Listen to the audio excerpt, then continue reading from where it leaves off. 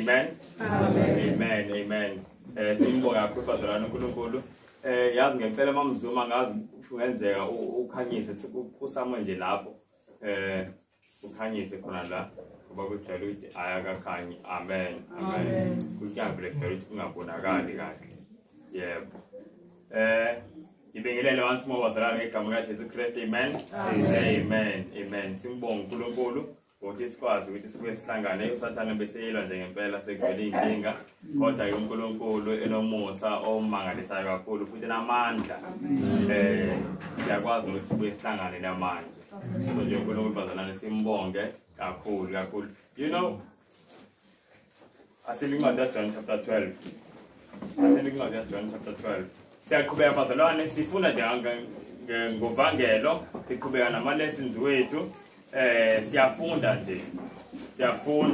ukuze silolane kodwa kunento engifisa siyibuke before siqala isifundo sethu engiye ngamangala mangizwa uJesu eyikhuluma ngabe ukuthi nasi isizathu sasenza uJesu ukuthi njalo akhulume exactly lento ayitshene ubaba kunento ayishoyo uJesu la iyamangalisa kakhulu bazalwane.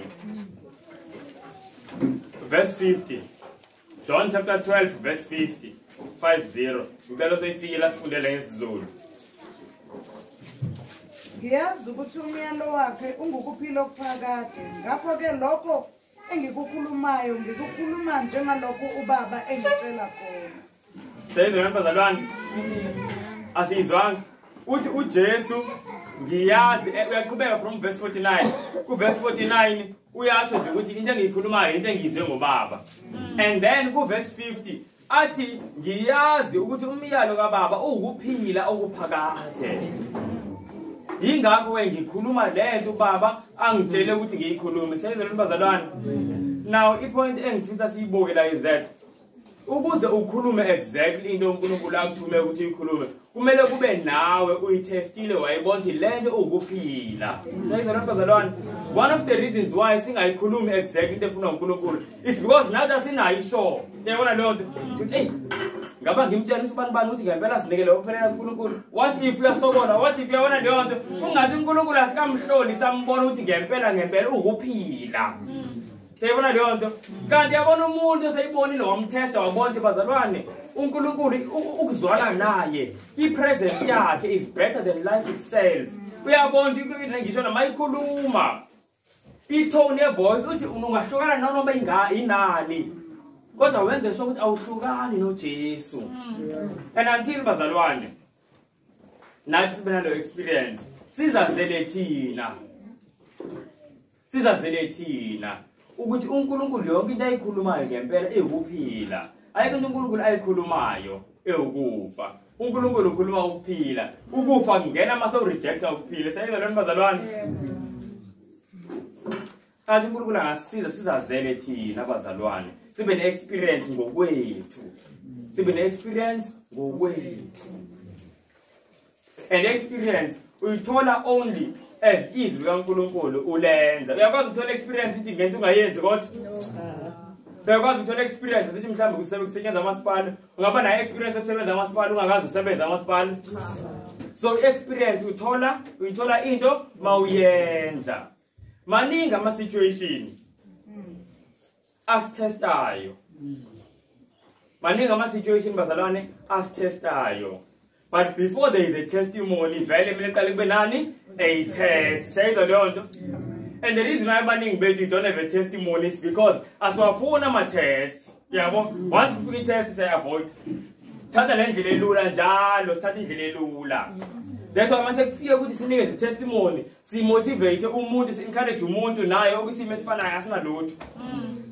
Isibale lana nawe ubheke phela kumele uphinde ube careful la ukuthi yabona sisengabantu ekugcineni.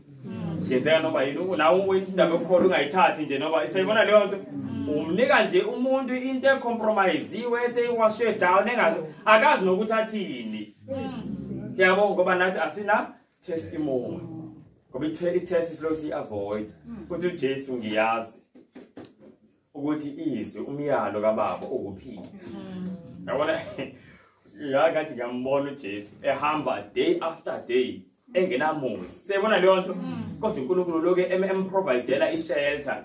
Engenandawo yokudla kodwa uNkulunkulu loke emfeeda. So uthi mase ikhuluma uphimisela into bazalwane emangalisayo. Do you know ukuthi uJesu wayengafani nabashumayeli bakulezi insuku we kumele athi mayizoshumayela awaroll amagama aze nje amagama amakhulu abombastic yabona kuze kuthi powerful cha wayikhuluma nje into eqondile. Kodwa mawuzona bencwadi kaJohn chapter 7 kuthiwa amasosha awethunyelwe ukuthi ambophe uJesu siyakhumbula kuthiwa abuya esithi ababuza abaFarisi athawu kungani ngambophanga uJesu baphendula bathi hey asikaze sibone indoda ekhuluma njalo lendoda. But he never man speak like this man speak. And by commented later sister writing about the ministry of healing, which is the reason why Jesus spake as no man spake is because he lived as no man lived. Would he had his life been otherwise than what it was, he could not have spoken as he did.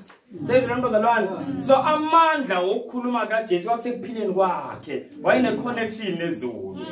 Uyabona thina njengoba sizama ama-bombastic words namagama amakhulu ingoba sisuke sizama ukucompensate for i-experience esingenayo vele nezulu. Uyabona leyo nto? Toti masikhuluma manje sekumele manje yabona nje na physical sekumele kubonakala simane senza ama-sign kuze kube ngathi kunamandla akhona. Jesu ayingenayo yonke leyo nto. Ayifika akhulume nobaba into ayizwe ngobaba ayikhulume kuthina. So ngizama ukuthi bazalwane sifunda ngovangelo. We need to have an experience noNkulunkulu. I-useless yonke knowledge. I-useless yonke eloquence. Tothi ukhuluma kamnandi. Ubani esimaziyo eBhayibhelini okhuluma kamnandi? Eke kuthonja ikhuluma kamnandi ngempela. Abazalwane anikhumbula ukuthi umuntu okhuluma kamnandi. Asikhumbule incwadi ka-Exodus chapter 3. Ngiyacabanga ukuthi Exodus chapter 3 la bazalwane uMoses ethi uNkulunkulu angikwazi ukukhuluma. Waze wagcina wathi uNkulunkulu nangu nimfowenu uAaron. Nge-English ithi he is of eloquent speech. Siyibona leyo nto. So Aaron wayengumuntu aziyo eloquence, But siyambona Aaron wayigcina esenza lapha entabeni. So i-eloquence bazalwane ayisho lutho masingenalo ukuxhumana nezulu. Siyazana bazalwane. Athi uNkulunkulu asiza ngempela sibe ne-connection nezulu. Konke understanding ngoba manje wasifunda sithola i-understanding. But engathi bazalwane singaya ukudlula lokho siye further than that. Sizama ukuthola i-connection nezulu siloke nje sizwane noNkulunkulu. uNkulunkulu abemngani wethu. uNkulunkulu uyafisa uba mngani wethu. Siyakhumbula bazalwane bancane bekhuluma bathi Jesus is my best friend, All right. Siyaqhubeka ipart 2 lepart yokugcina walesifundo esikhuluma nge-worship. And namhlanje sizobuka ngizoyichaza kanjani. Sizobuka bazalwane i-state of the dead, isimo sabafileyo. But last week sasiqale kuyona ngisaqala last week. Sabuka ukuthi umuntu mayifile ulele. Futhi iBhayibheli lithi ulele kuphi? In the dust of the earth. Daniel chapter 12 verse 2 ukuthi bayovuka ethulini lomhlaba. Siyakhumbula safunda konke safunda ukuthi mawenza ama-sacrifice wenzela abantu abafileyo leyo worship iyakubani? Usathane. 1 Corinthians 10 verse 20 iyakusathane.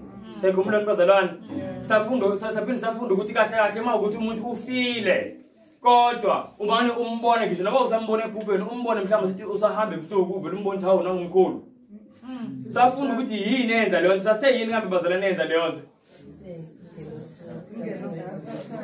okay bazalwane asithole izandla angizwe esikolweni asithole izandla sasithe yini enza ukuthi umuntu asithi umuntu athi hayi ngiyibona yonke lento oyifundisile bazalwane bari mina umkhulu ngimbonile and bazalwane I will tell you the truth ave kunzima uku-arguisha ne-experience yomuntu mayithi into ngi-experience-ile yebo umthulane amen sathi nosathane uyazenza ingelosi yokukhanya kodwa ebe ingelosi yobumnyama amen so sasithe ize ithi iBhayibhile nayiphathi the key word kula verse iverse lona lalibani 2 Corinthians 11 verse 14 okay amen key word kula verse transformed okanye ukuziphendula ngisakhumbula ngesizulu ukuthi ukuziguqula ukuthi usathane unamandla wokuziguqula siyabona leyo nto so singabodideka usathana lithi iBhayibhile yakwazi ukuziguqula abe yinto angeyona so that's the answer now today bazalwane ngiyacabanga ukuthi asifunde isikhathi eside ngoba into esiyibukayo kuphela ngama objections imibuzo abantu abavamisile ukuthi bayilethe mawukuthi bafundisa ngesimo sabafileyo namavesi abakhothela wona bathi book nangu umuntu ayifile ukuthi nakusambone evoka nawu sibona umoya wakho sesizibona lezo zinto so sizama ukudila nalamo objections namhlanje imibuzo le abantu abavamile ukuthi bayilethe izinto amavesi abazidefenda ngawo siyabona lento bazalwane all right eyokuqala siyibuka uSamuel sekhumbula uSamuel ayisibuke indaba kaMprofeti Samuel asene ku 1 Samuel lokuqala chapter 28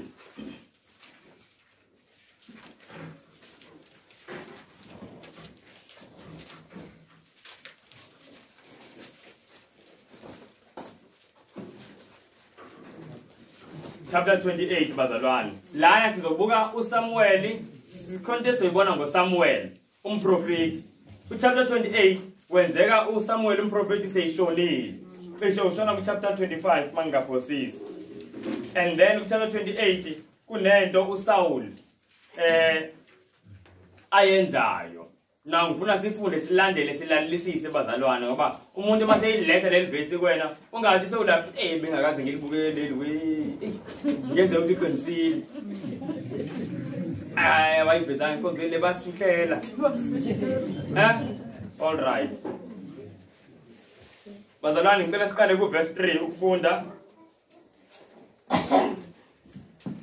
sehle nayo nje funa sizwe kahle Samuel wayesefile wonke uIsrael wamkhalela wambela eRama umuzi wakhe uSaul wayeqoshile ezweni abanamadlozi phakathi kwabo nabathakathi amaFilisti abuthana afika amisa eShunemi uSaul wabutha wonke uIsrael wamisa eGilboa lapho uSaul ebona impi yamaFilisti wesaba inhliziyo yakhe yathuthumela kakhulu uSaul wabuza kuJehova uJehova akamphendulanga nangamaphupho nangeUrim nangabaprofeti lesiphoze lapho kancane ngiyacela mdala point number 1 bengifuma uphethe ipeni abonilanga iBhayibheli uverse 6 ngifake i-circle kuona lana siyatshelwa ukuthi uNkulunkulu wayengakhulumi noSaul siyibona leyo nto and then izisho iBhayibheli indlela uNkulunkulu avame ukukhuluma ngazo yazibala lana yathi ukuthi zange amphendule ngamaphupho ithi futhi zange amphendule ngeUrim noba ngabaprofeti amaphupho siyawazi abaprofeti siyabazi mhlambe iUrim lesingayazi bazalwane ngesikhathi uNkulunkulu enza ingubo zabapriest kwakunento ethiwa i-ephod i-ephod le la kuhlala khona i-breastplate la ezansi kwe-ephod kwakuba khona into ethiwa i-Urim ne-Thummim Mawufuna uyibuka nje ungafunda Exodus chapter 28 la uNkulunkulu mabembuza abapristini mhlawumbe sithi umpriest angene kwindawo engcwele ayobuza uNkulunkulu ngento kumele yenziwe uIsrael kufike kukhanye whether Urim noba iTatim uNkulunkulu mayithi cha kukhanye yodwa mayithi yebo kukhanye eyodwa so ngamanye amazwi uNkulunkulu mayikhuluma ngeUrim okanye iTatim usuke ekhuluma ngabapristi so mase ufunda kahle uverse 6 usuke uthi uNkulunkulu azange akhulume ngamaphupho ngabapristi nangabaprofeti sayizolani bazalwane waseyizisusile uSawuli you know ngicela ukusho lento kunenje isikhathi sayifunda la ekseni do you know why uNkulunkulu angasakhulumi noSawuli ngabapristi uSawuli wayibulale abapristi baNkulunkulu ngenkemba sayazolani bazalwane asikhumbule uSawuli efika uDavid wayiqeda kusuka kwindawo yompristi and then uSawuli what mayizi ukuthi uDavid ebela kodwa lo mpristi akamtshena nguSawuli wabulala bonke labo priest wabulala nomndeni wonke abapristi sithi igazi labapristi wayengekatholeke impendulo yabapristi nakuba prophet engakhuluma uNkulunkulu naye ngoba uSawuli waseyirejectile ama message avela kuNkulunkulu ngaye kuSamuel umprofeti ngizama ukuthi bazalwane uNkulunkulu uyakhuluma akhulume kufika isikhathi la uNkulunkulu athi angisakhulumi kwase kunjalo la kuSawuli iBhayibheli yangasakhulumi ngaye like njaka safuna lutho ngamaphupho ngabapriest noba abaprofeti okay now there's something else engifuna siyibuke umprofeti bazalwane yini bungawo summarize umprofeti singathi yini yewe babyo umprofeti umuntu ontshela ihistory in advance okay umprofeti umuntu ositshela ihistory in advance usitshela izinto ezisazofika siyibona nibazalwane okay kunenye futhi engiyifunayo correct nale kunenye engiyifunayo umprofeti singathi yini maye ngicale la isikole sami esingani bangani bami bancane umprofeti nengathi yini unazi yini eniyazi ngomprofeti yebo yofa uNkulunkulu utshela umprofeti yini usumprofeti fanele utshela kwabantu siyabona lona bazalwane sizwele uthi uNkulunkulu utshela umprofeti then umprofeti melatshene abantu so umprofeti ngumlomo kaNkulunkulu siyabona lona bazalwane so if ever welukhulumile umprofeti wakunikeza sakutshela something then usuke kuNkulunkulu ekhuluma through leyo prophet siyabona lona bazalwane kuNkulunkulu so once what you and I ngithole message ethile from prophet ngendaba ethile bengibuza ngayo that means kusuke kukhulume bani uNkulunkulu now lana ukuthi uNkulunkulu ayengasakhulumi noSawuli siqhubeke indaba bengifuna understand leyo point ngoba that's the key verse mase uphendula umuntu okay ngicela siqhubekeni verse 7 wayesethi uSawuli kuzo izingceku zakhe ngifuneleni owesifazane onedlozi ukuba ngiye kuye ngibuze kuye izingceku zathi kuye bheka kukhona owesifazane onedlozi enidori uSawuli wasiguqula wembatha ezinye izingubo wahamba yena nabantu ababili benaye bafika kuwesifazane ebusuku wathi ake ungivulele ngedlozi ungenyusele engiyakukumusho kuye owesifazane wathi kuye bheka uyazi ukuthi uSawuli wenzeni ukuba unqumile ezweni abanamadlozi phakathi kwabo nabathakathi ngalokho ungibekelani ugibe ukuba ungimbulale na uSawuli wafunga uJehova kuye owesifazane wathi kuphila kukaJehova awukwehlelwa cala ngalokho wayesethi owesifazane ngiyakukwenyusela bani na wathi ngenyusela uSawuli uSamuel lapho owesifazane embona uSamuel wamemeza ngezwi elikhulu owesifazane wakhuluma noSawuli wathi ungikhohliseleni na ngokuba unguSawuli inkosi yayisithi kuye ungesabi ubonani na owesifazane wathi kuSawuli ngibona uNkulunkulu omncane uphuma emhlabathini wathi kuye unesimo sini na wathi kukhuphuka ixhegu limboziwe ngengubo uSawuli wabona ukuthi unguSamuel wakhothamela phansi ngobuso wakhulela uSamuel wathi kuSawuli Unginyakaziselani ukuba ungenyuse na? uSawuli waphendula wathi, ngihluphekile kakhulu ngokuba amaFilisti ayalwa nami. uNkulunkulu ungishiyile, akasangiphenduli nangabaprofeti nangamaphupho. Ngalokho ngikubizele ukuba ungazisi ukuthi ngiyakwenze njani. Amen. Siyibambeni lapha bazalwane. Bazalwane, nali verse. Umuntu eqhamuka ukuthi athi yayibona umzalwane nawe yayifunda le ndaba yayibona nangu umuntu ebeshonile naku uyaqhamuka ixhego liqhamuka emhlabathini futhi libizwa nje umuntu ekuthiwa unedlozi. Sithini bazalwane very quickly.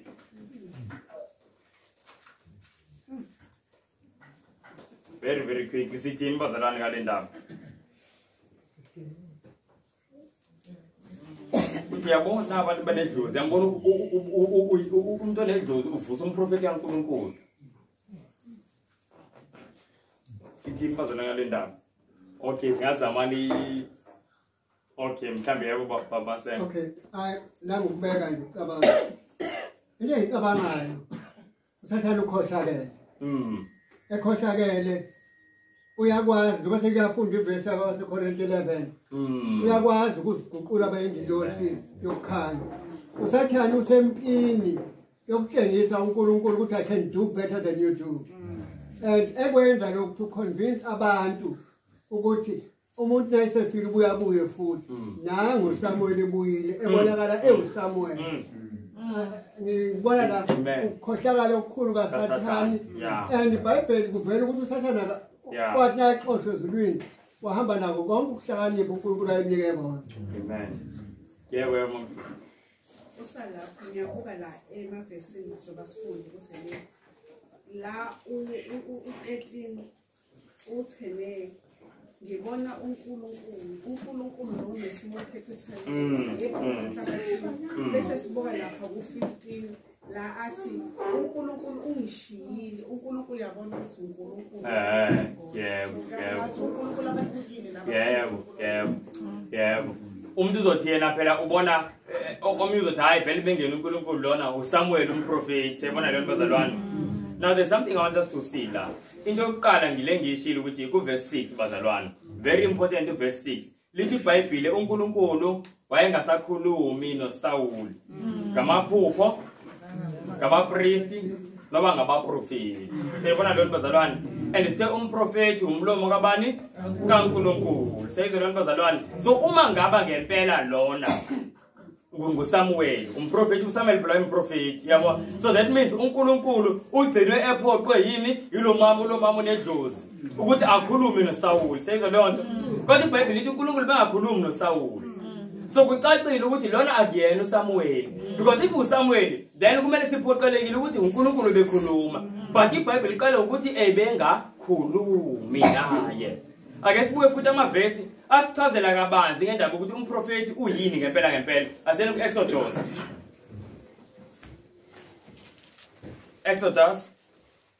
So uqala kuleyo point leyo, and ipoint ebalulekile nayo ibalulekile le esiyifunda manje yomprofeti.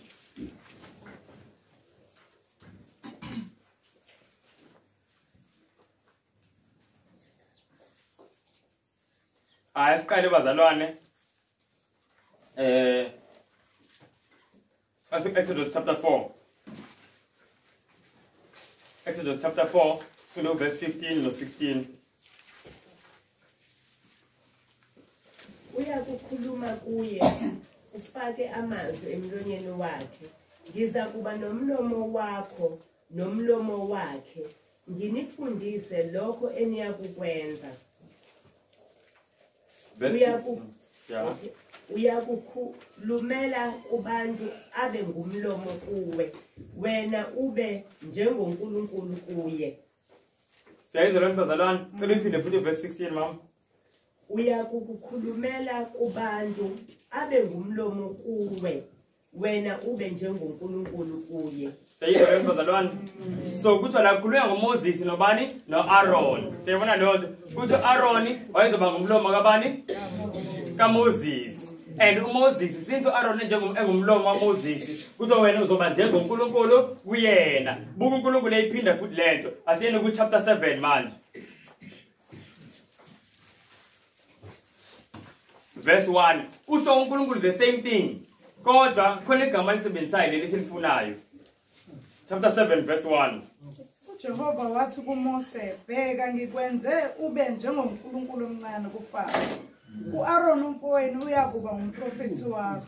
Sayiza lona bazalwane kulenenye ku chapter 4 verse 16 bethi uAaron uzoba ngumlomo wakhe lana kuthi uAaron yaba ngumprofeti wakho. So umprofeti ngumlomo kabani kaNkulunkulu. So now that siyazi ukuthi umprofeti ngumlomo kaNkulunkulu, uSamuel wayengumprofeti. Meaning makhuluma uSamuel ukhuluma uNkulunkulu imbala. And lithi iBhayibheli uNkulunkulu ayengasakhulumi noSawuli. So it's clear ukuthi lo akuyena uSamuel. Now asiyeni khona kunenye ivesi engifuna siyibone futhi mayelana nale ndaba le. So that's the first point umuntu ombonisa le. Umuntu ofuna ngempela ukufunda uyobona kube clear. And mayibuza ukuthi should be ubani ke ivesi lethi liyangena u2 Corinthians chapter 11 verse 14 kuthi phela ingilosi zika Sathane naye uSathane imbala bayakwazi ukuyiguqula. Bayakwazi ukuthini ukuyiguqula. Asibuyele khona chapter 28 kunento engifisa siyibuke.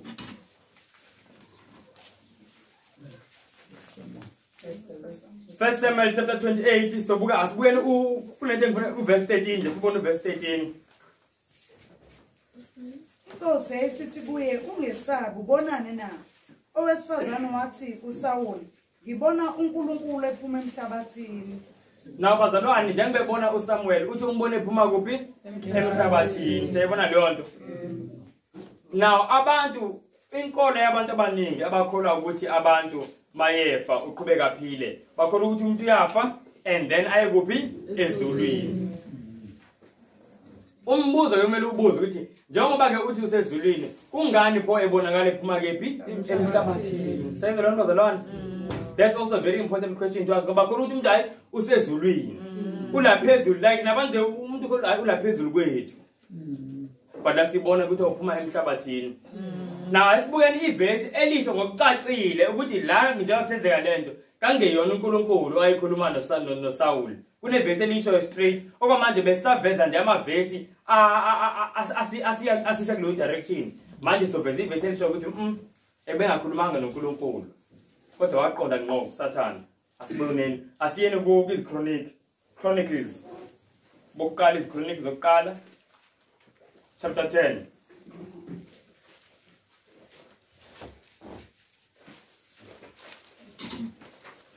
So from the verse 13 or 14. In Chronicles chapter 10 verse 13 or 14. Wafa kanjalo ke uSawuli ngesiphambeko sakhe aphambuka ngaso kuJehova ngenxa yezwi likaJehova angaligcinanga nangokuba kade eyile ukubhula konedlozi ukuba abuze kuye. 14. Engabuzanga kuJehova ngalokho ke wambulala wambuyisela umbuso kuDavidi indodana kaJese. Sayizona bazalwane uyezwa ukuthi lana wayikhuluma nomuntu onedlozi hayi noJehova. Sayizona lento verse 13 no 14 ba clear kanjani ukuthi it's clear ukuthi la bengakhulumi noNkulunkulu. So wena mawuzothi lona uSamuel by default uthi uNkulunkulu ngoba vele uNkulunkulu mayikhuluma nabantu akaveli kanje ukhuluma through abapriesti noba abaprofeti. Sayibona lento bazalwane. So leyacaca ukuthi ngempela benzweni uSamuel if again uNkulunkulu that means again uSamuel because uSamuel umlomo kaNkulunkulu. Sayizona lento bazalwane. Now kunesinye isifundo engifuna sesifunde just on the side ngalento. Bazalwane iyadabukisa lento. Engathi ngiyayibona inkosi yaseSirayeli uSawuli inde lithi iBhayibheli ayimude. Seyiya manje kunabantu abanedlozi. Labantu kwawuyena eqaleni wayebabulala. Ezabasuke ngoba banamadimoni. Sekuyena futhi manje ubuyela kubona. Seyizwa lento bazalwane. Into engifisa siyibuke la ukuthi isono bazalwane siyingozi. Mase sizodlala ngesono uyogcina uzithola wenze into obungakazi uphupha ukuthi uzoyenza. Yabona thina sisakhuluma ngomlomo ukuthi hayi lento ayikho right lento okhuluma namadlozi. Ayikho right lento yokubantu kuyokuya izangoma. uSawulu wayengasakhulumi nje ngomlomo ayikhuluma ngenkemba Sayizo leyo nto ebulala wonke umuntu okuthiwa unedlozi uyabhulisa kodwa egcineni ngenxa yokusuka kuNkulunkulu kwagcina kuyena owela in the same trap Base ngabozitshela bazalwane ukuthi into eyithila asizenzi ngenxa yokuthi sihlakaniphile if step by step simane sicompromise iqiniso kaNkulunkulu singayenzi intando kaNkulunkulu uSathane angasilida sigcine sesilapha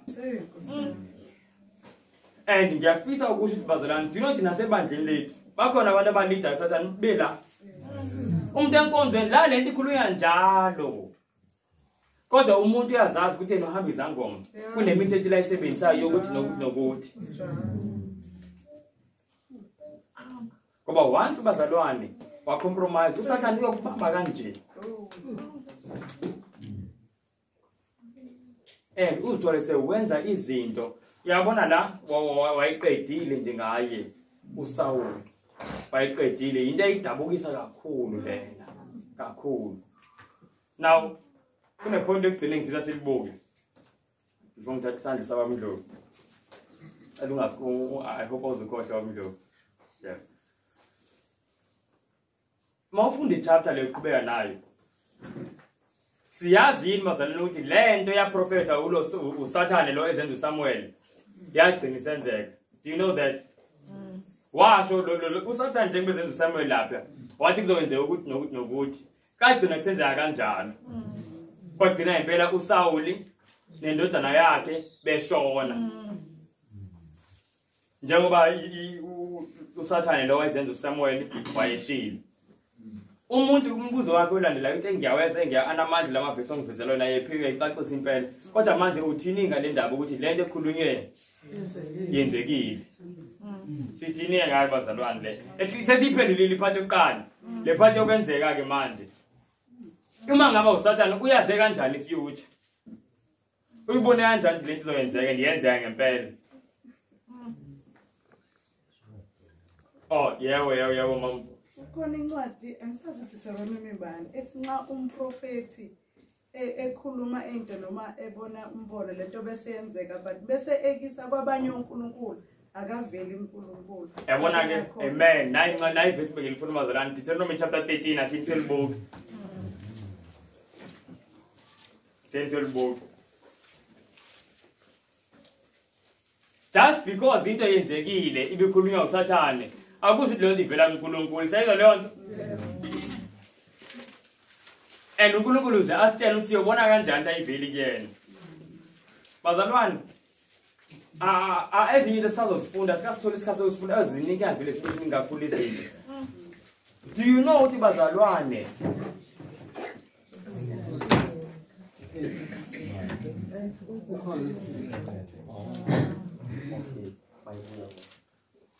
bazalwane uSathane usazokwenza izimanga phambi kwemehlo wethu do you know that do you know ukuthi bazalwane isonto njengoba siloku sikhuluma ngoSunday the fourth Sabbath efike noSathane according to Daniel chapter 7 verse 25 do you know ukuthi lisazophakanyiswa isonto ngendlela emangalisayo and do you know ukuthi bazalwane one of the evidences ezinye ngizothini ubunye ubufakazi obuzosetshenziswa uSathane ukuthi ngempela lolu usuku likaNkulunkulu ngenxa yokuthi alikho ivesi elishaya kanjalo uSathane uzosebenzisa lamanga lawa asebenzise manje kuyovuka oPaul bamanga bathi yebo isuku lwashintsha kuvuka oPeter bamanga and bazalwane thina sithi hayi isuku alishintanga nali isabathe kaNkulunkulu sizobonakala ngathi siyizitha zevangeli and nabanye bethu phakathi kwethu bazothatheka yilamandla you know bazalwane izimanga ziyamangalisa that's what izimanga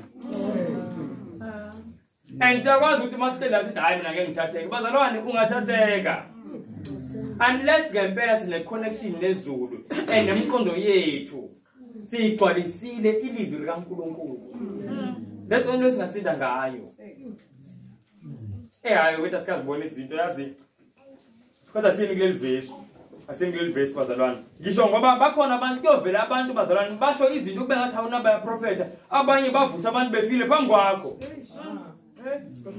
uthi hawu hayi nawe vele uquleke uvuke nje sokuthi hayi iqiniso mazovuke equlekeni uthi hayi bakhuluma iqiniso amandla nje. And ukuthi enye into ezokhohlisa abantu abaningi is that abantu abazi ukuthi uSathane uyakwazi ukuthi enze into enhle abe egcineni ehlose okubi. Siyabona leyo nto.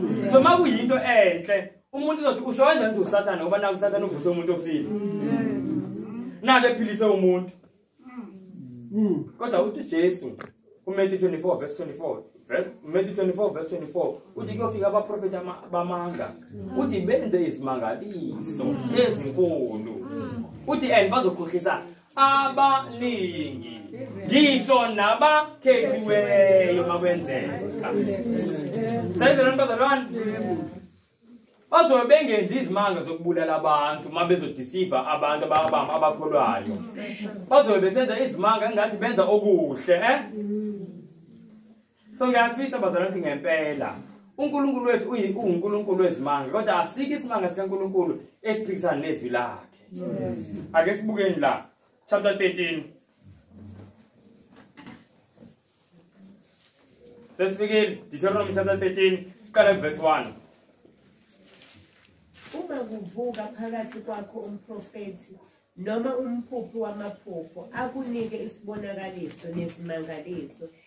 Isibonakaliso noma isimangaliso akhulume ngaso kuwe bese senzeka athi masilandele abanye onkulunkulu ongabaziyo sibakhonze.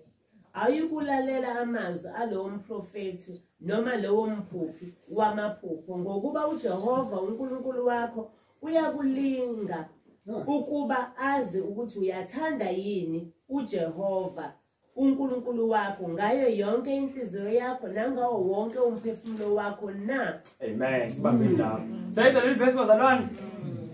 Uthi uNkulunkulu uma kwenzeka ukuthi kwavela umuntu wathi uzonze into ethile and yenzeka.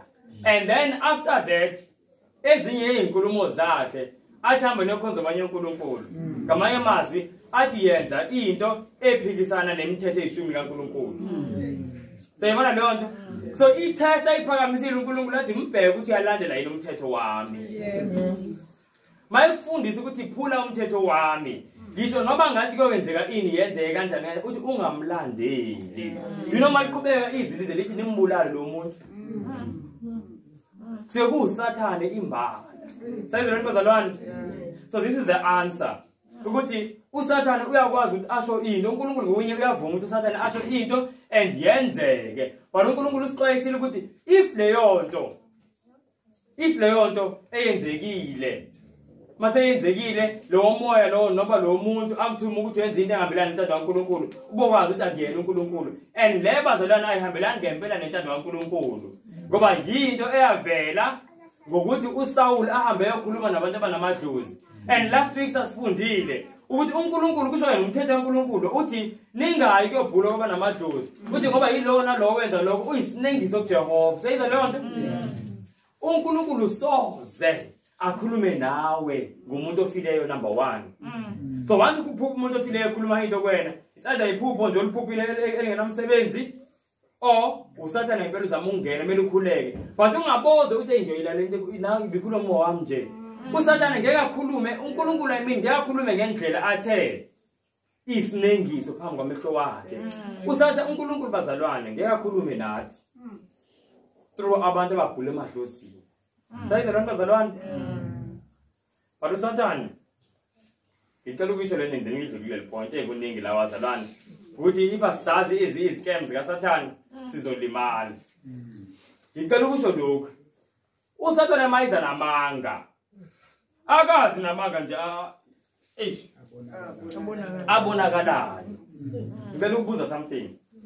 Asithi bazalwane ngiyeza sithi une tax shop ngize ngiphethe 100 rand yabo 100 rand oy fake kodwa nawazi ukuthi ifake ngizothenga kuwena isinka mhlambe sika 12 rand yini ozoyenza ngiyishintsha 88 rand nginikela ifake ngibuyisela original uyothi mase uzama ukuyoshintsha ubone nje lena una 100 rand eyifake seyibona leyo bazalwane uzothatheka okay asithi bazalwane ngiza kuwena nenote ka 300 rand note eyifake ngizothenga kuwena e-tuck shop yini uzoyenza isinkwa thenga isinkwa mhlawumbe negrocery nje ka 50 rand yini uzoyenza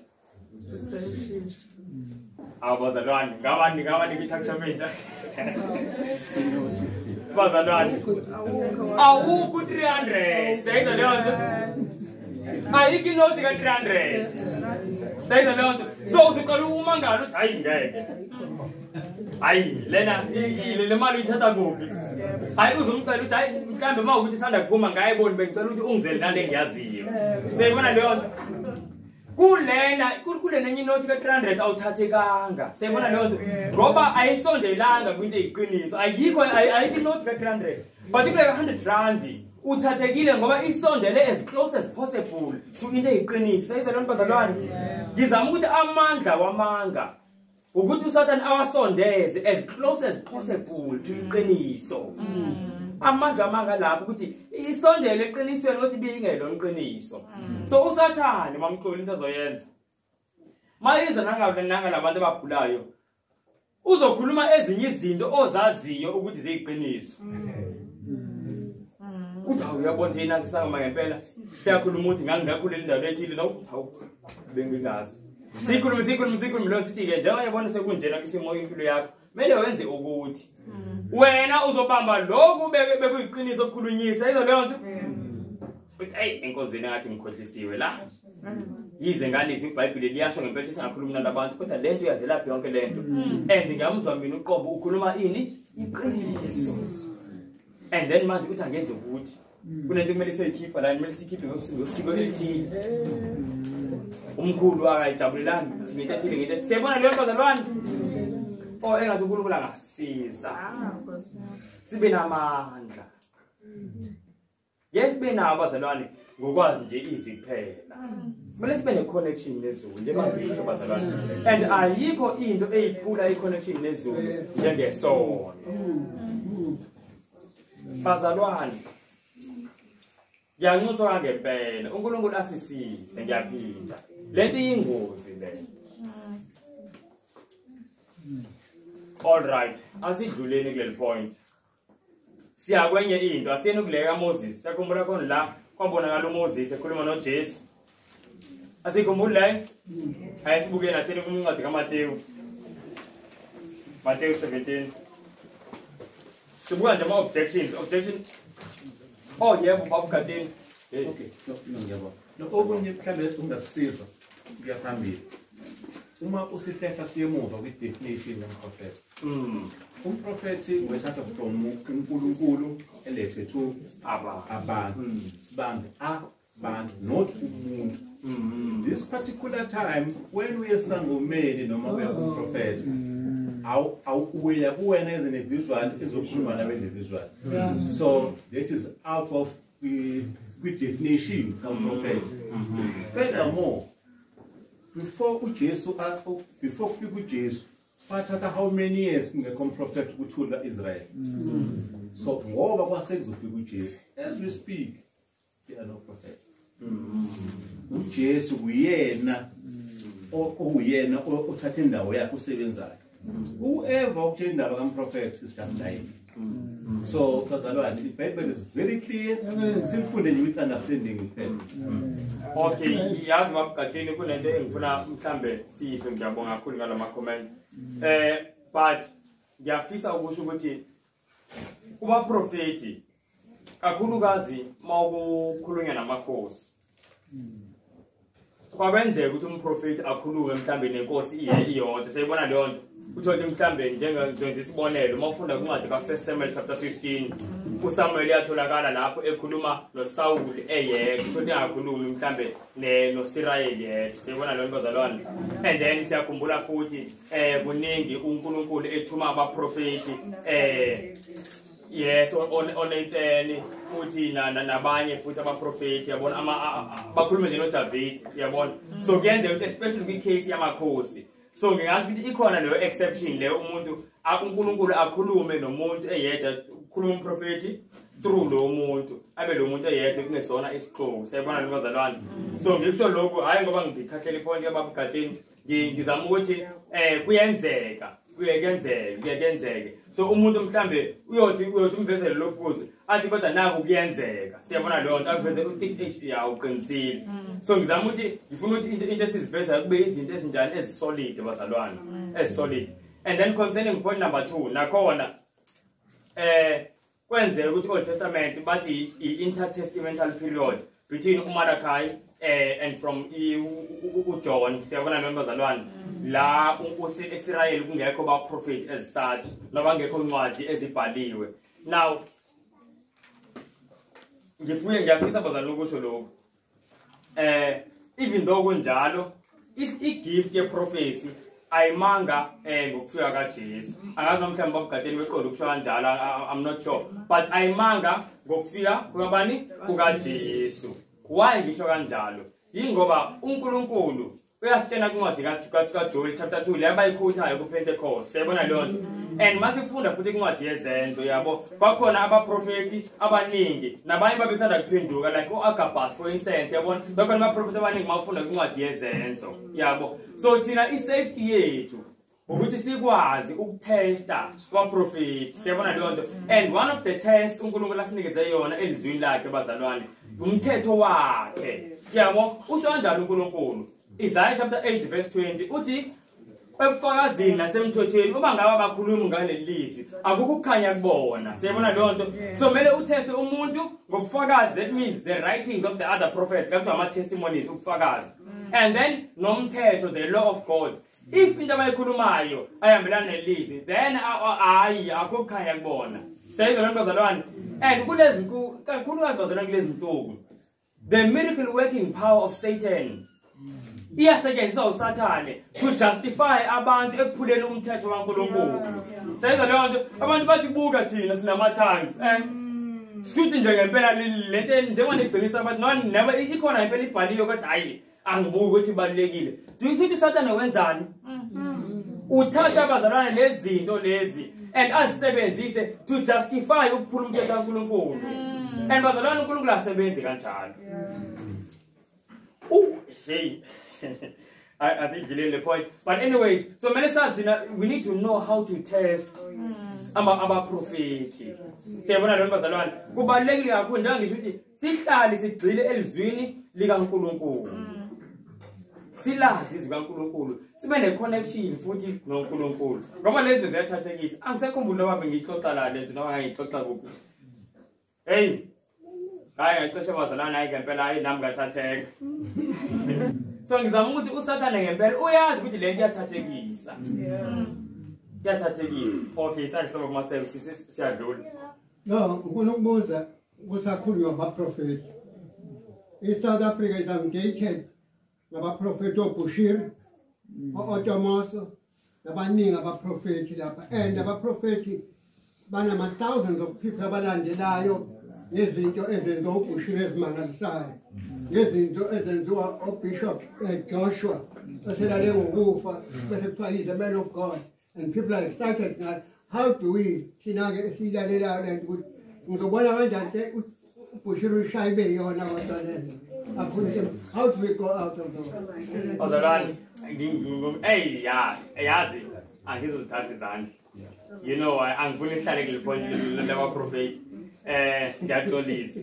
I will say something. Ngilifunde mhlambe iverse niyolifunda bazalwane. Mawufunda incwadi yezenzo ku chapter 8. Khona la uNkulunkulu ekhuluma ngoSimon. Siyakhumbula uSimon? Wayomthakathi. And ngithi iBhayibheli wayenabantu abaningi abamlandelayo ngenxa yokuthi kubathakathile. And ngithi iBhayibheli abantu babethi lo muntu uyisimanga esikhulu sikaNkulunkulu. Sayizwa leyo nto? Baqala abantu ukuvuleka amehlo mase kufika uPhilip. Yes.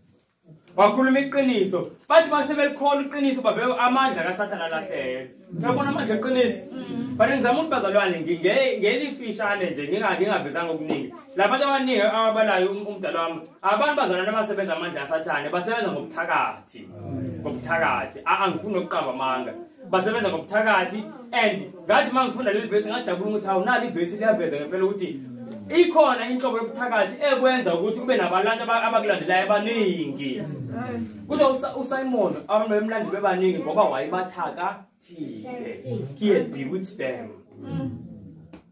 Now bengizoshare nje izitori kodwa ngifuna isihlala kakhulu lento yeprofeti ngoba sizophuma kule line kuningi bazalwane there are many people who have appeared belivuma iqiniso bathi mina bengona nomprofeti bengithatha umuthi unyanga ethile ngesontweni yabo so this is just isosari lena isosari ukuthakathi na ngiyacela ukudlula kuleli point so buza umbuzo kule manye amapoint alandelayo all right ipoint elandelayo ngithe sikhuluma ngoMatthew 17 bazalwane umkhizi bekuyile point yabaprofeti angesho ubufuna ukuphawula le point yabaprofeti hayi ukuthi nje mina nami bengizoya kulento yabathakathi ngoba labazalwane baprofeti bayalokhuza bakhokhisa imali lokukhokhisa kwabo imali futhi kuhamba nabo ukuthakatha ngoba namanje ngisho abantu besifazane beyofuna imithi enyangeni mase kukhulile ilwane lapha ubuya nesilwane ekhaya ethi wena uyokulandela umuntu okudlisa wena afika athi ngoba ilwane seziningi sesifuna ukuyibhakela afika mbathisa isilwane uyabona sekunelwane la ekhaya so bazalwane indaba yokuthakatha bazalwane yinto ekhona ngokangempela yabo ngoba siyezwa nani ngesebhayibhelini and isafety yethu uJesu kuphela ngoba ubuthakathi ubani osebenza usebenza bani senza amadimoni angesobuthakathi umuntu onamandla loSathane kuJesu kuphela so bazalwane mawukuthi uphila nje uhamba noJesu hamba noJesu indlela yonke angeke bazalwane usabise ubuthakathi okunye bengifuna ukusho futhi ngcina ile yokuthi umzalwane noma ngamkhulu kanjani ngomprofeti mele nje waphatha ukuthi ukhokhisa imali kuphelile akekho uJesu lapho uJesu akakhokhisa abantu amen nalokho siyayizwa bazalwane ngisho noma ngabe ngiyibambile kahle yokholwa kodwa meke wathi nje ngalokho umprofeti akwakhe ukhokhisa imali akukho lokho hayi yenye yama-test akwazi wahamba emhlabeni akakhokhisa ngamuntu yenye yama-test ngempela leyo ukuthi bazalwane uJesu akakhokhisa ngamali and uyasho uNkulunkulu kwincwadi ka2 Peter chapter 2 ukuthi kuzofika abaprofeti bamanga ukuthi bazokwenza ibhizinisi ngani sayizwa leyo nto all right but anyways asibuyeni size kule point ake sisesibuyele kuMatthew chapter 17 okay ake sivele siqale kuverse 2 sehle naye until verse 5 waphenduka esinye isimo phambi kwabo ubuso bakhe bakhanya njengelanga izingubo zakhe zabamhlophe njengokukhanya bheka kwabonakala kubo oMose noEliya bekhuluma naye wathatha uPetro wathi kuJesu Nkosi kuhle kuba silapha uma uthanda ngizokwakha lapha amadokodo amathathu elinye libe ngelakho elinye libe ngekaMose elinye libe ngeka-Eliya amen sibambe lapho mntana siyabonga kakhulu bazalwane la yini uMose washona siyakhumbula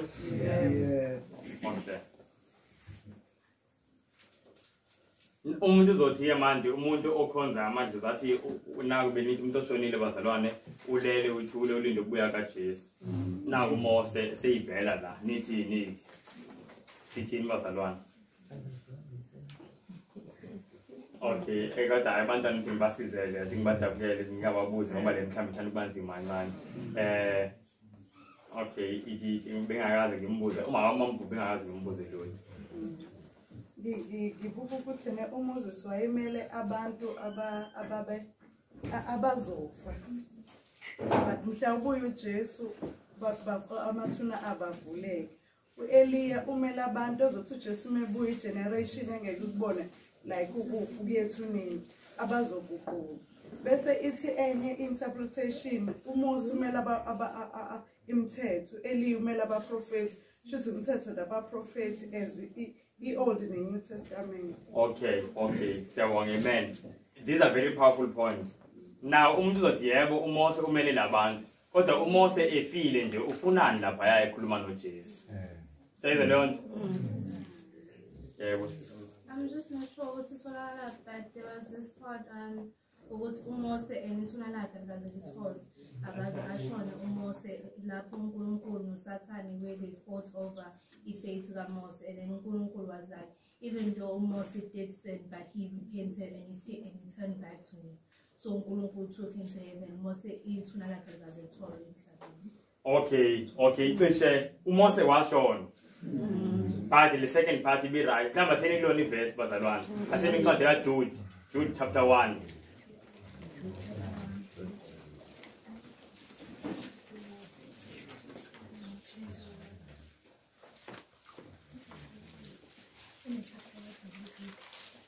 Sesifikile bazalwane kuJude.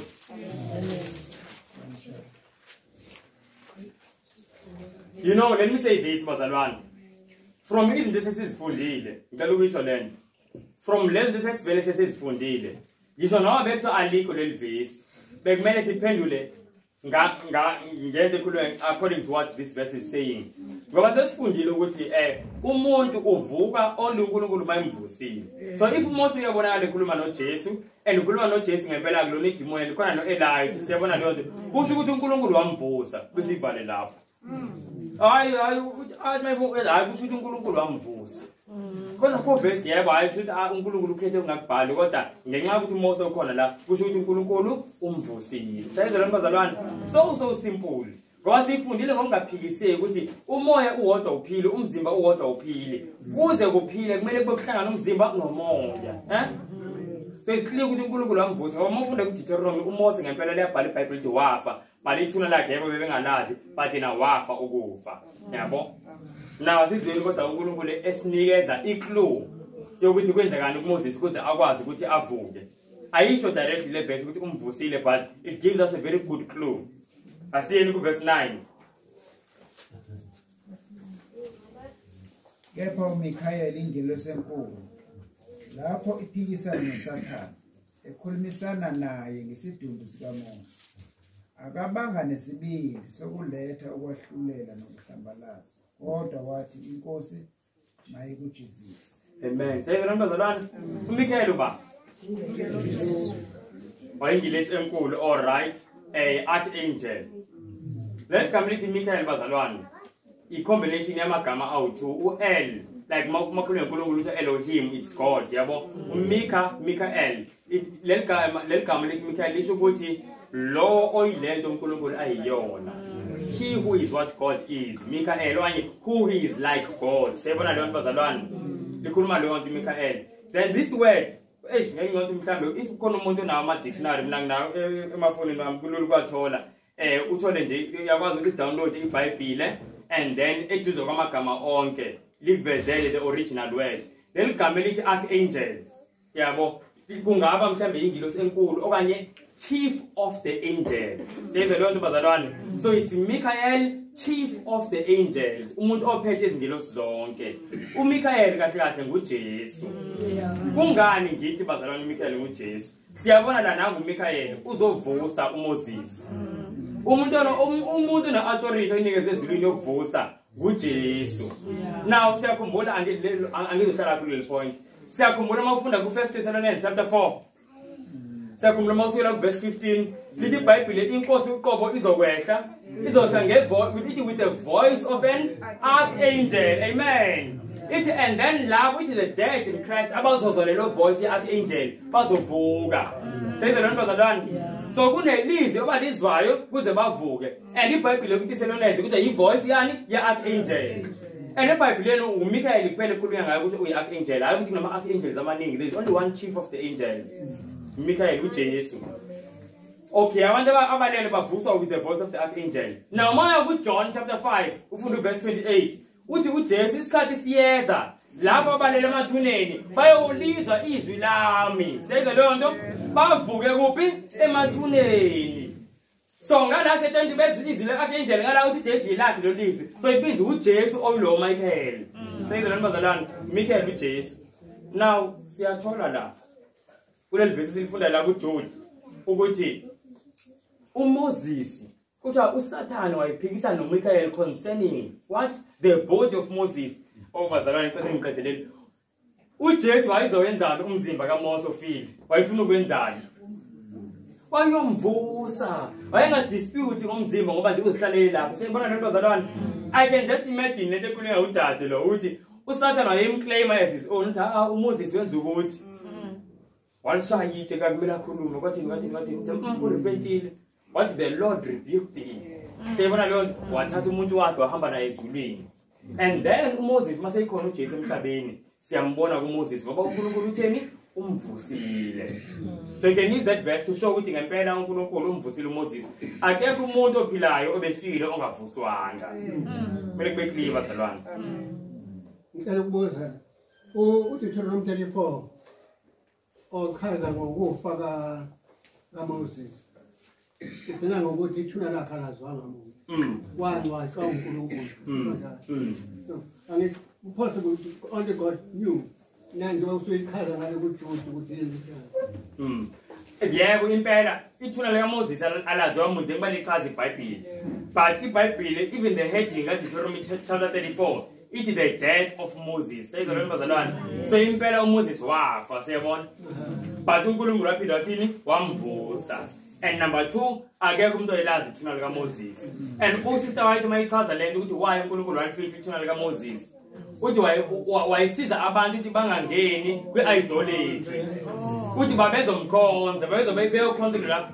uMoses bazalwane yabona abazalwane ukuthi nje asikafundi kokujula ngoMoses. Akekho umuntu uNkulunkulu akama-honorate njengoMoses. Ize ithi iBhayibheli la ku-34 ithi after ukufa kwakhe uMoses ithi since then akekho umuntu uNkulunkulu wamazi njengoba isanzu uMoses face to face. Sayibona lento bazalwane. So umuntu ene connection kanjalo nezulu wayothi mase ifile bathi hayi ngengcono mase sekhuleke ngasethunini lakhe. Bayisusa yonke lo uNkulunkulu wabasiza bona. All right.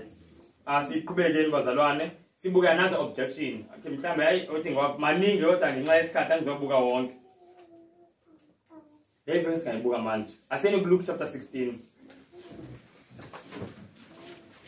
Luke 16. uLuke 16 bazalwane angizohlala kona kakhulu. uLuke 16 ngihamba ukhuluma ngani?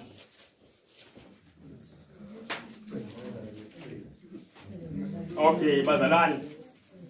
uLazarus nesiceli. That's the second part of Luke 16. uLuke 16 ipart yokuqala Luke chapter 16 iparable. Yabo, ngomba yebo.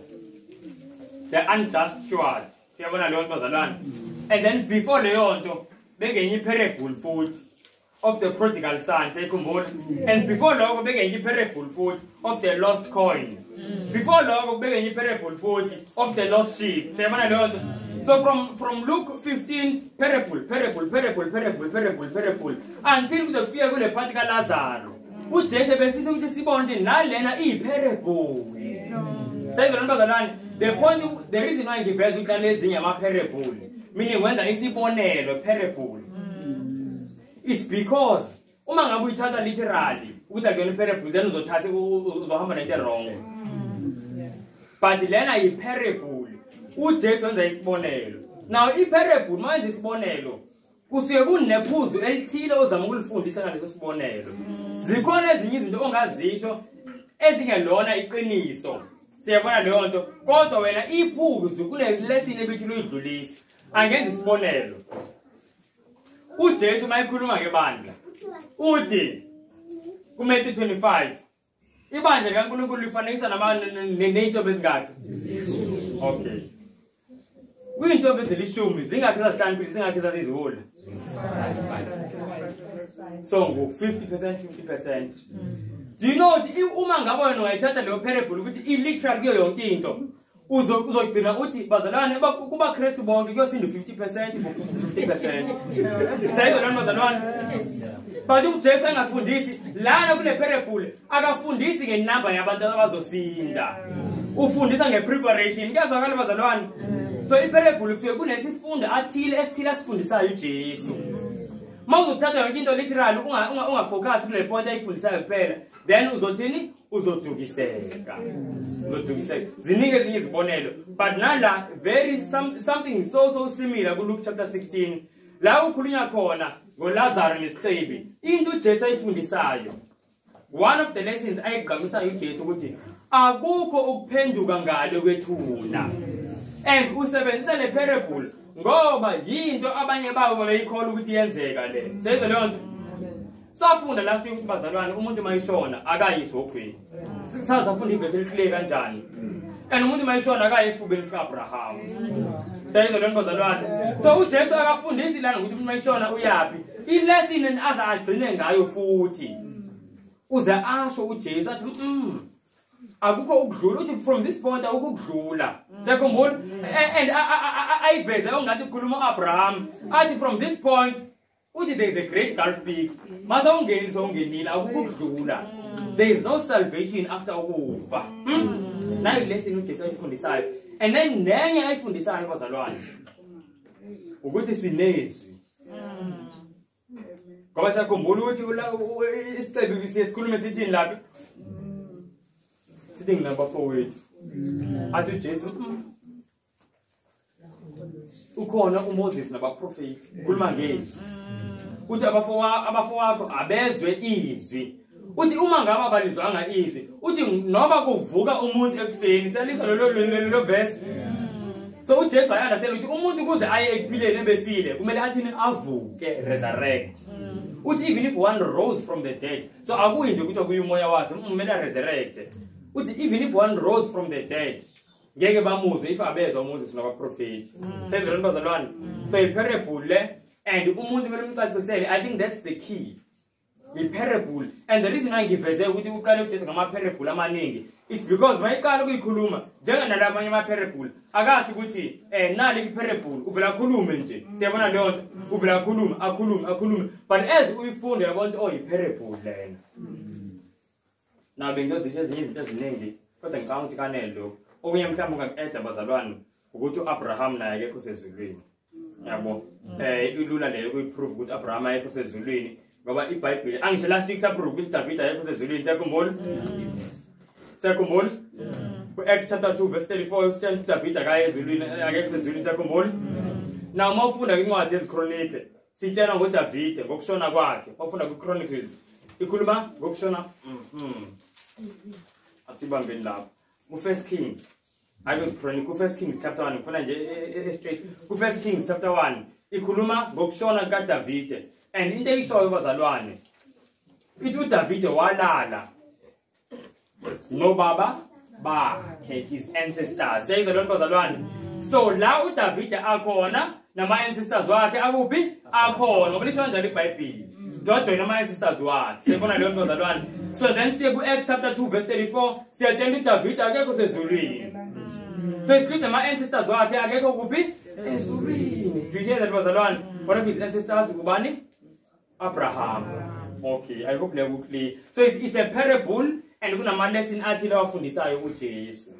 And asenze idoctrine ngeparable. Ku parable sithatha leyo nto uJesu suke ifundisa. Kuyazwakala bazalwane. Kufana nokuthi ngihlanyela imbewu. Yakhumbula uJesu uthi wahlanyela imbewu enye yayo umhlabathi wayside and then iwa ematsheni then emavini then enye iyo kumhlabathi oright. Siyabona leyo nto. Umunye uzothi makhulunywa izwi njalo abantu abazolizwa how many percent lo makubantu bayi4 there's only kubantu 25%. Siyabona leyo nto 1/4. So khona bawele ematsheni khona yabona leyo nto. So njalo makhulunywa bazalwane iwona 25% abantu bazozalizwa ngiyazi and i-error leyo because uJesu akakhulumi ngepercentage lana wayekhuluma ngeinhlobo zeinhliziyo. Kuyazwakala bazalwane. All right. Ayisiqhubeke nayo vezi into ekugcina then siyavala. Lena bazalwane siyayazi kodwa kumele siyibuke ngoba usathane uyasebenza kakhulu nale isela elisasele ngesiphambanweni siyakhumbula selifunda lona ngibese ngibuze something asekuncwadi kaLuke bazalwane 23 Luke chapter 23 sesifikile all right sizofunda ku verse 42 no 43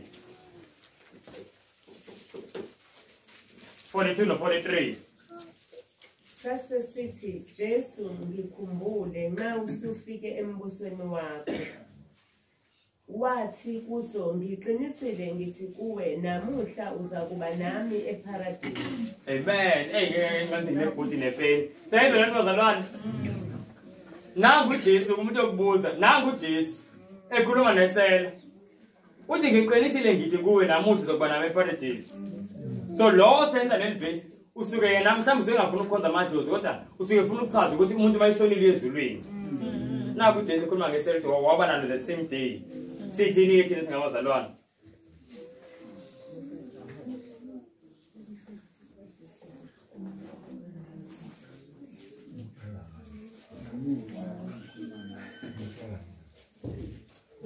hayi ngiyazibona izandla zikhuphukayo zabadala ngifuna ukubuka ezinye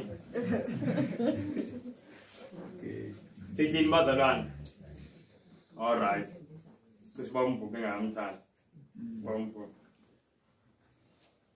noma ngingene kulena yamakhoma nayikhona i-answer yamakhoma kodwa lapha uthi namuhla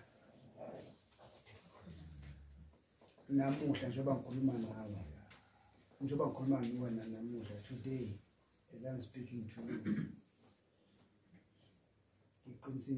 ngiqinisile ngithi kuwe namuhla njengoba ngikhuluma nawe nje ngiba nawe paradise but mhlambe le ngiyiqhathanisa noJohane ngabe John chapter 19 verse 26 le athi uJesu ungangithinti ngoba angakanyukele ezulwini ngoba kuyiphendulele ungathintanga mhlambe no kumele uyithini now ngiyajabula ke amen asele sibambe nabo that's the answer nabazalwane ngicela iphinde sisibonge khona into engifuna siyibuke especially ngendaba yekhoma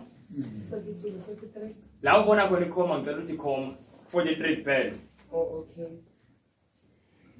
wathi kuso khoma ngiqinisile ngithi kuwe khoma namuhla uzakuba nami eparadise sezalwane bazalwane uthi ngiqinisile ngithi kuwe khoma namuhla uzakuba nami eparadise now asithi ayifunda ukuthi sibonge ngenye indlela ay move nje khoma ayibeke ngaphambili yabo uzothi uJesu ngiqinisile ngithi kuwe namuhla uzakuba nami eparadise sezalwane bazalwane siyawuza umehluko wenzayo ikhoma nje kuphela ikhoma ishifta uyibeka after unamuhla yenza umehluko omkhulu now the reason why lokhu kubaluleke kangaka is because iBhayibheli emalibhalwa yayingekho indaba ye-punctuation or comma no full stops even nama-chapter siyabona leyo nto a-edwa ama-translator and futhi a-edela inhloso enhle kakhulu cabanga multiplicator co-chapter esothi siyincwadi kaLuke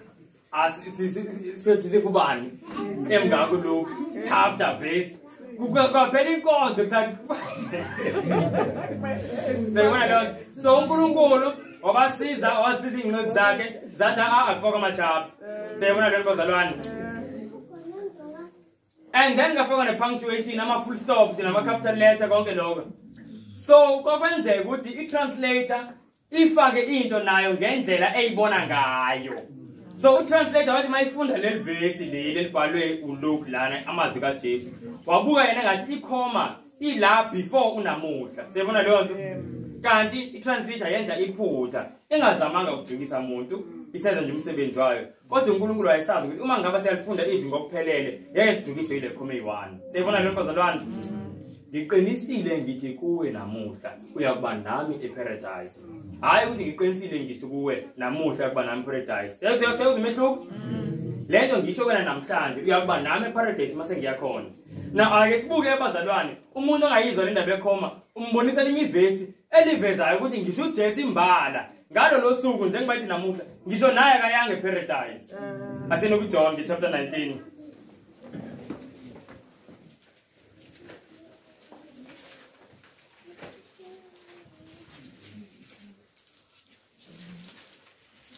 Sesifile bazalwane, ngithe John chapter 19. No bazalwane, kahle kahle ngicela u20 verse 17. John chapter 20 verse 17. La ikhuluma after Jesu seyivukile. John 20:17. uJesu wathi kuye ungangithinti. uJesu wathi kuye ungangithinti, ngokuba angikenyukeli kuBaba. Kepha yana kubazalwane bami ubatshele ukuthi ngenyukela kuBaba noYihlo, uNkulunkulu wami noNkulunkulu wenu. Amen. Sezona bazalwane, uJesu la seyavuka nini uJesu? Ngesonto. Wabethela nini? Ngolwesihlanu. Kungesonto manje uthi uJesu kuMary, ungangibanga bambeleli kumina. Do not hold me back. Kahle kahle isho kanjalo meaning the true meaning. Siyabona nani bazalwane? Uthi ungangibambi ngoba angikayi kuBaba. Siyabona nani bazalwane? So uJesu imbala kangoSunday awayengakayi paradise. So wayengaya kanjani ngoFriday nesela eparadise if yena imbala kayangi ngoba uthi uJesu ngiyaba nawe. Siyabona lo nto sizola ama sesifika akazi ukuthi hayi ngizokulinda nawe ukukhuphuka. Uthi sobayi2 paradise. So ya uNkulunkulu uyasiza nje ngamavesi anje bazalwane. Maningi amanye amavesi khona umuntu engahlangana nayo akashembe wathi kumina hawu. Into bungayazi le Samka ukuthi wonke umuntu njengoba shona uyavuka ngosuku lesithathu.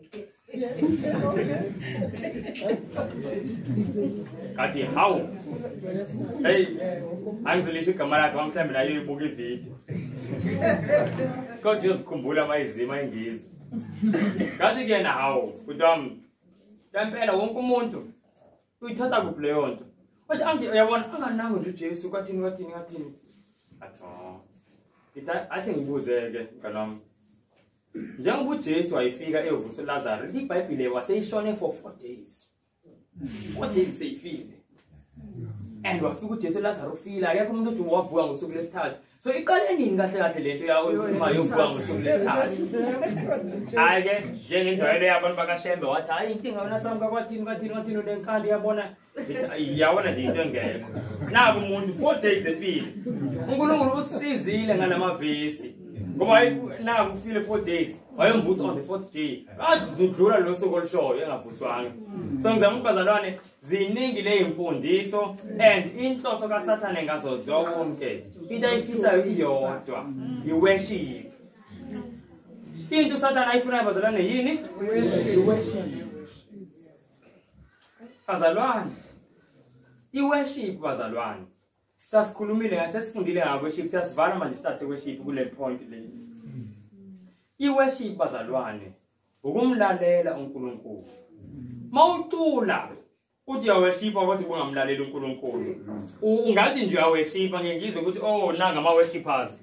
You know ngengizibona izimanga. Umuntu nje uphila ekuphingweni. Uphila ekuthini uphila nje ngentando yakhe. Kodwa ukuthi nanga ama worship. Akho worship uyaziculela nje. Awuhlukanga no Beyonce. Akuyona worship leyo.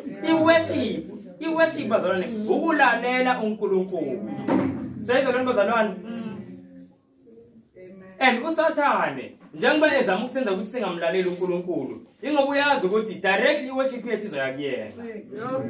Siyakhumula bese ifunda bazalwane ekseni. Obazalwana sifandeni ngayo asini ku Luke chapter 11. Luke chapter 11. Ngoba kuze uSathane axake kangaka aveze ama deception amaningi kanje nemuntu xayekile bazalwane. Ubhizi hayi kancane. Iyodwa into ayifunayo. Worship. Asizona uJesu uthini? Ifa silalele yena siworship yena. Sesifikile. Phela ngifundela nje uline oqala ka verse 23. Sama ufunda wonke.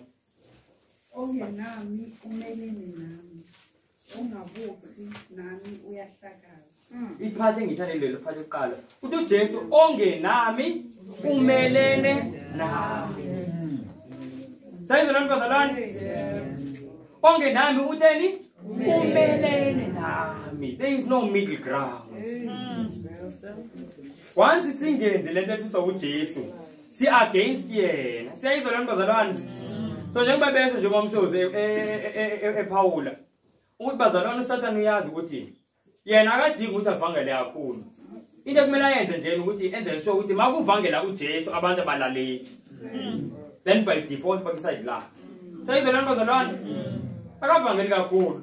Wenza sure ukuthi makuvangela uJesu abantu balaleli lento kaJesu babambelela kwezabo izindlela zokwenza. Asize uJesu uthi nisekuluka apha ngithanda incwadi kaLuka asele chapter 6 sizi ukuthi uJesu sizobona kanjani ukuthi inkosi yethu ngempela we are worshiping him. Khona umbuzo obuzayo verse 46 chapter 6 verse 46 Ningibizelane ngokuthi inkosi ningakwenze ngikushoyo na. Sayizwa abantu bazalwane? Bayabaningi abantu esikhathi kaJesu bethi inkosi just like lesikhathi lezi. Uthi uJesu ningibizelane. Nibe ningayenzi into engiyishoyo. Ngamanye amazwi uJesu uthi umuntu onelungelo lokumbiza ngenkosi. Umuntu wenza. Sayibona abantu bazalwane? So ngizama uku-emphasize le point obedience. And asikwazi ukumlalela uNkulunkulu ngawethu amandla. Asikwazi ngempela. Yingakho nasekhaya bekuLuke chapter 6 verse 46 lo. Nasekhaya mangidiscipline izingane njalo. Ngibe ngibona ngathi ngidlala ngazo. Mathi kubolalela phela bokwenza ukuthi nokuthi ngibona ngathi ngidlala ngazo mangasho ngithi mawungathi yahluleka khuleka. Because ngathi ngizazi mina ngimdala bazalwane. Inhliziyo yami ike ifise ukwenza intando yayo ingenzi intando kaNkulunkulu. Why ngidlala ngengane ngithi ngifuna yona njalo yenza into right. Ngibe kodwa ngingayinikeza isolution engisizile mina. Sayibona lento bazalwane? Akekho umuntu ongenza into right without usizo oluvela kuJesu. Akekho bazalwane. So uJesu he is offering usizo. Njengoba sifundile ngomusa ekseni.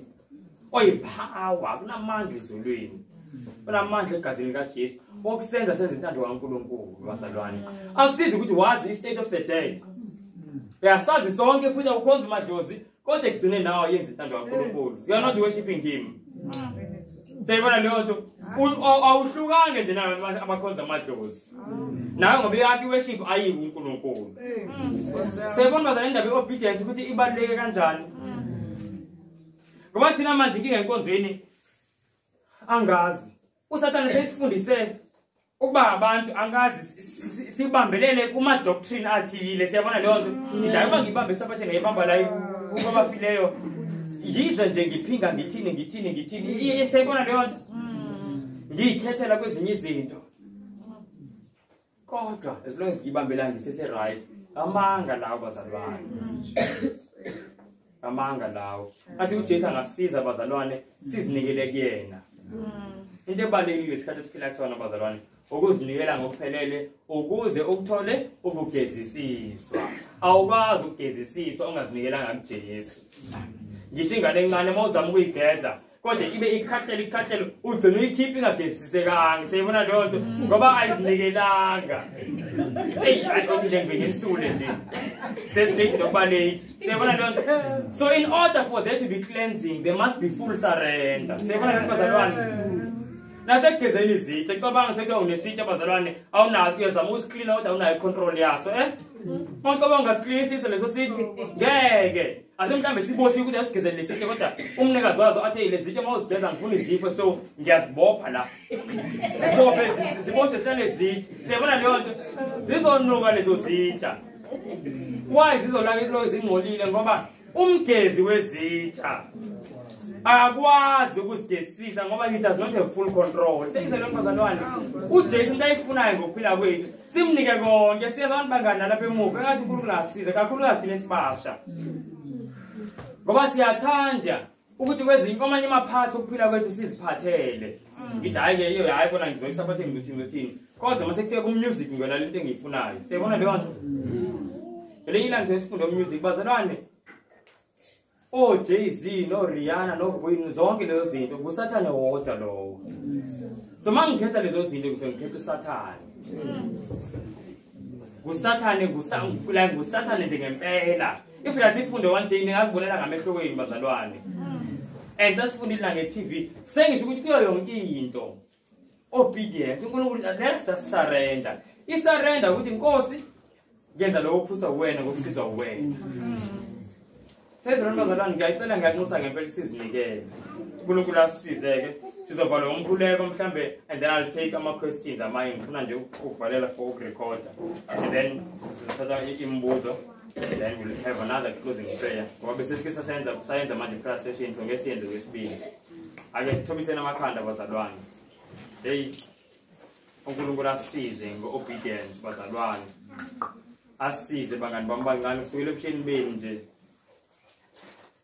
nizame bangani bami bancane nimcele uNkulunkulu mangathi kunzima niloke nimcele uNkulunkulu ngoba angeke wenze okuright ngenxa ukuthi ngiyathethiswa nje njalo ekhaya umuntu angasize ukwenza okuhle uNkulunkulu sonke bangani sonke ngiyanxusa ngempela engathi hey ya uNkulunkulu athi angasiza ngempela bazalwane isikhathi siphelile angifuna ukuqamba amanga angifisi ukuthi sihlangene kanje safunda okuningi kodwa sibambekile kwinto zomhlaba kube khona abanye mhlawumbe masicela la sisenkonzweni kodwa bako WhatsApp sezibona lezo zinto bazalwane do you know ukuthi uNkulunkulu inkosi engakanani do you know ukuthi uNkulunkulu bazalwane inkosi engakanani do you know let me show you something like this slide before nje bazalwane sikhuleke ngicela ukuveza something there's something ngiyambonga uNkulunkulu nayi bengifisa siyibuka nayi this is the universe and do you know bazalwane njengoba sidla njengoba sidla manje njengoba sikhuleka manje we are here do you see ukuthi asibonakala lokubonakala sayibona lento bazalwane like asibonakala lokubona and njengoba kuthiwa we live here in the Milky Way abantu abafunda lento astronomy bazokwazi ukuthi i-Milky Way akuyona iplanet I mean i-Milky Way yini yi-galaxy ilento esiyivezile i-Milky Way le and then kube khona futhi i-solar system i-solar system bazalwane yila kuvezwa ama-planets semaningi nayi solar system seyibona lo bazalwane leya arrow leya ayikhombi i-earth ikhomba i-solar system yethu yonke iphelele kodwa ayibonakali ngisho ukubonakala sayizwa lo bazalwane ngizama ukuthi i-universe kaNkulunkulu ayidalile yinkulu ngendlela edidayo yabona nje njalo mangifunda ke lento ngiyadideka ingakho uDavid athi when I consider the heavens the sun and the moon the work of their fingers what is man that you are so mindful of him uthi what is the son of man that you visit him kuthi Nkosi umnikazi wento engaka ngavakashela thina la if lena bazalana ayibonakali ulodotho omncane how much more le akubonakali nje lelanga elikhulu la mawuveza universe yonke seyibona lo ngizama ukuthi bazobazalwana uNkulunkulu uyinkosi enkulu kakhulu and nomnikelo bazalwane that's why mawufunda ku Patriots and Prophets ku page 69 mayikhuluma ngomnikelo wenziwa uJesu kuthiwa kwakumangela ingilosi zonke kuthiwa it was the marvel of all the universe that Christ should humble himself to save humanity ngoba ingilosi ziyayazi yonke lento esiyibonayo thina sesimane siyibona nje ngama-telescope zonke lezi zinto ziyazi ukuthi uJesu ngumnikazi wento engaka kodwa ukuthi avume ukufa ezofena nje this dot this is nothing bazalwane but kuzoba khona abanye kuthina uJesu seyenze isacrifice engaka do you know ngiyacela bazalwane manithola isikhathi ngifunde chapter 4 ka Patriots and Prophets the plan of redemption kuthiwa ezingilosi zazilalele uJesu esibekela icebo lokuthi abantu bayosindiswa kanjani kuthiwa izingilosi they were listening with grief and with wonder zimangele ungathi ithi yini la ikhulumayo angehla kanjani umnikazi wayo yonke le azelana and at that time kwakusawe nje abantu abawu2 kuphela esonweni kuthi umuntu onayo yonke lento ingavuma to struggle and suffer so much just for these people kuthi zazingabelieve ingilosi but sizohlala la sibeke WhatsApp siye ezikolweni senze ukufisa kwethu sikhohle bazalwane ngoJesu asifele. The sacrifice bazalwane eyenze izulu iyamangalisa. Yamangalisa kakhulu. Nathi uNkulunkulu angasisiza akekho umuntu odeserve worship njengoJesu. Uyazi ngithe mangibona lento the more ngifunda lento ukusaba kwami abantu kuya kuphela ngoba ngiyabona abantu izingane. That's why abaprofeti babengasabi bantu ngempela. They knew ukuthi uNkulunkulu mkhulu kanjani. Bathayibo nangomusa uNkulunkulu esenzela.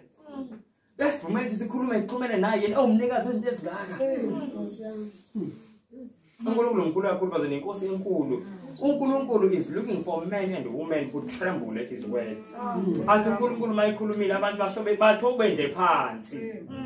Kungabi nama situation ukuthi hayi phela ngibanze into ethile ngiphela ngibanze seyize lento bazalwane.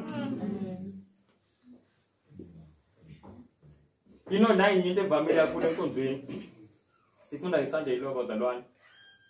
But there is also a Sunday law esimele manje. Abanye bethu imisebenzi yethu isiphonto ukuthi sisebenze ngamasabatha. Siyabona bazalwane.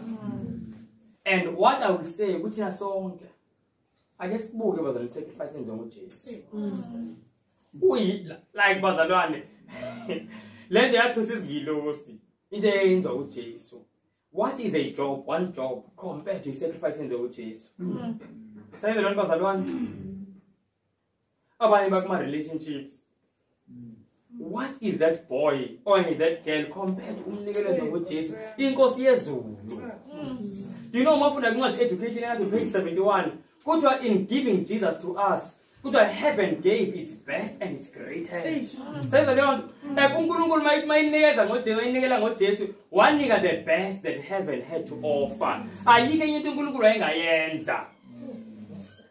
Ewa uNkulunkulu sithandile ukuthi inhliziyo yabaphungu ngempela mangibuye ngathi nje including myself. Mangibuye ngathi olethu uthando bazalwane aliqinanga ngendlela imela ngoliqine ngayo. Asisize uNkulunkulu bazalwane sishiye umhlaba. Ngiyacela ngempela. The time is so almost finished. Lendlela ezosithusa bazalwane. Asazi ukuthi we will get this opportunity again. Asazi the next day sobisikude. Like ngempela. Izinto ezibilayo kulesikhathi esikhuluma kusana bazalwane ziningi. Asithimisena amakhanda sikhulekeni bazalwane. Simcela uNkulunkulu siyadinga usizo kakhulu. Tato nothando olumangalisa kakhulu siyakubulela. Siyakubulela ngothando lwakho. Nkosi ngoba indlela omkhulu ngayo iyathusa Nkosi kakhulu. Abantu babebonile Nkosi babemangala bonke. NgoDavid Nkosi ebhale mangaliswa nje ukuthi Nkosi ungaba nendaba nathi sibancinci kangaka. Umhlaba wakho usudalile the universe mkhulu Nkosi even nabanye abantu nezinye izidalwa eziphila kuwo Nkosi zininzi Nkosi ezikhonzayo ukudlula thina. Kodwa Nkosi indlela ozihluphe ngayo ngathi iyamangalisa kakhulu. Nkosi nje we really thank you. Ngiyacela Nkosi into ngicela nje usincede to worship you. Senze Nkosi intando yakho kuko konke. Sometimes Nkosi inyama yasihlula kodwa Nkosi sineyile solution. It's prayer Nkosi nokufunda ilizwi lakho nokuzithiba. Elususe Nkosi izinhliziyweni zethu ubugwala. Izwi lakho Nkosi liyasixelela kuSathane one of the things ayisebenzisayo Nkosi ukusenza singayenza intando yakho Nkosi izifiye. Fiye Nkosi ukuthi abantu bazothini. Fiye of izinto esizoziluza. Fiye Nkosi of nje zonke Nkosi izinto eziningi. Siyacela somandla siphelelwe ifiye Nkosi kuba siyakubona unamandla. Futhi nothando uyasithanda. Ngiyacela nje sonke bawo usihlambe ngegazi. Esiphuma Nkosi apha all of us Lord. Young and old nabancinci Nkosi konke. Andazi nje Nkosi banicele kanjani but I'm really asking loving Father kakhulu Nkosi. Uthulule konke Nkosi izulu elingakuthulula Nkosi so that nje bonke abantu Nkosi zithinteke inhliziyo zabo. Kube khona Nkosi ukulunga kwempilo zabo. Kube khona Nkosi ukulunga nasemakhaya. Khona amakhaya Nkosi angavali kakuhle. Siyabeka Nkosi ezandleni zakho namandla Nkosi ayikho into enzima kuwe. Cela uqale Nkosi kuthi. Please Lord. Siyacela kakhulu. Siyakuthanda Nkosi and we thank you for the lesson. Thank you ngawo konke Nkosi. Ask in the name of Jesus Christ. Amen. Amen. And as for me, I will behold thy face in righteousness. I shall be satisfied when I awake with thy likeness. I want to be